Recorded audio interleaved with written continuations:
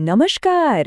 ચાલો આજે વાત કરીએ પૃથ્વીની એક એવી અદૃશ્ય ઢાલ વિશે જે આપણને સૂર્યના ખતરનાક કિરણોથી હંમેશા બચાવતી આવી છે. હા, આપણે ઓઝોન સ્તરની વાત કરી રહ્યા છીએ. ક્યારે વિચાર્યું છે કે આપણી પૃથ્વીનું પોતાનું એકદમ નેચરલ સનસ્ક્રીન કયું હશે? ચાલો આજે આ જ રસપ્રદ સવાલનો જવાબ શોધીએ. પૃથ્વીથી ઘણે ઊંચે વાતાવરણમાં એક ખાસ ગેસનું લેયર છે જે બિલકુલ એક ઢાલની જેમ કામ કરે છે. અને આ ઢાલ પૃથ્વી પરના તમામ જીવનને સુરક્ષિત રાખે છે કારણ કે તે સૂર્યમાંથી આવતા મોટાભાગના હાનિકારક કિરણોને શોષી લે છે.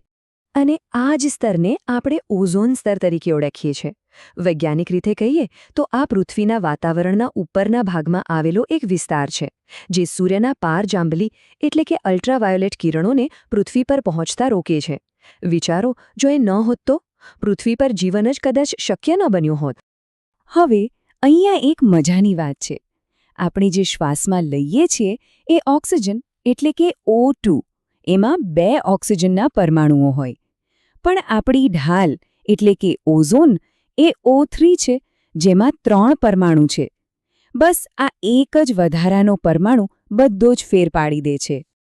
આજ તો ઓઝોનની કમાલ છે. જો એ જમીનની નજીક હોય તો એ આપણા માટે ઝેરી ગેસ છે, એક પ્રદૂષક છે.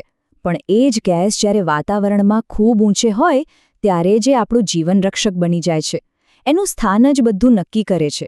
એ આપણને એવા ખતરનાક કિરણોથી બચાવે છે જેનાથી ત્વચાના કેન્સર જેવી ગંભીર બીમારીઓ થઈ શકે છે. તો સવાલ એ છે કે આટલો જરૂરી ઓઝોન બને છે કેવી રીતે? સારું, એની એક સિમ્પલ પ્રોસેસ છે. સૌથી પહેલા સૂર્યના જે પાવરફુલ યુવી કિરણો આવે ને એ ઓક્સિજનના અણુ એટલે કે O2 ને તોડી નાખે છે અને એમાંથી 2 અલગ અલગ ઓક્સિજન પરમાણુ બને છે. બરાબર.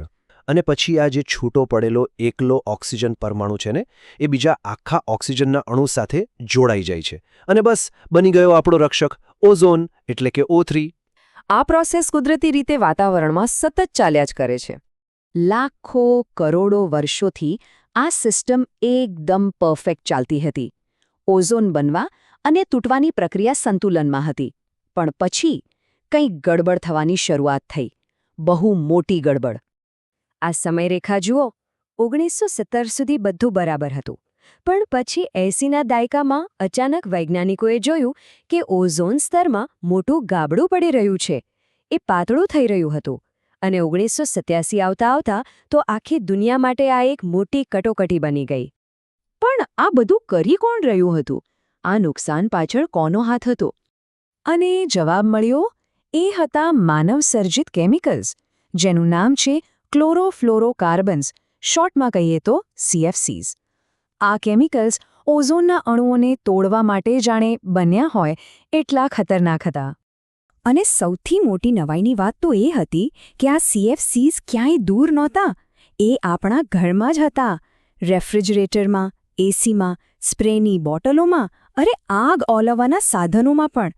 જે વસ્તુઓ આપણી જિંદગી આસાન બનાવતી હતી એ જ અજાણતા આપણી ઢાલને તોડી રહી હતી. એટલે હવે આખી દુનિયા સામે એક ગંભીર પર્યાવરણીય કટોકટી આવીને ઊભી રહી હતી. સમસ્યા એકદમ સ્પષ્ટ હતી અને જો તાત્કાલિક કંઈક ન કરાયું હોત તો પરિણામો ભયંકર આવી શકત. અને એ વર્ષ હતું 1987. એક એવું વર્ષ જેણે બધું બદલી નાખ્યું. આ એ જ વર્ષ હતું જ્યારે આખી દુનિયાએ ભેગા મળીને આ પડકારનો સામનો કરવાનું નક્કી કર્યું. આ વર્ષે યુનાઇટેડ નેશન્સની મદદથી દુનિયાના ઘણા બધા દેશો ભેગા થયા અને એક ઐતિહાસિક કરાર પર સહી કરી જેને મોન્ટ્રીઓલ પ્રોટોકોલ કહેવાય છે. બધાએ નક્કી કર્યું કે આપણે CFCs બનાવવાનું અને વાપરવાનું બંધ કરી દઈશું.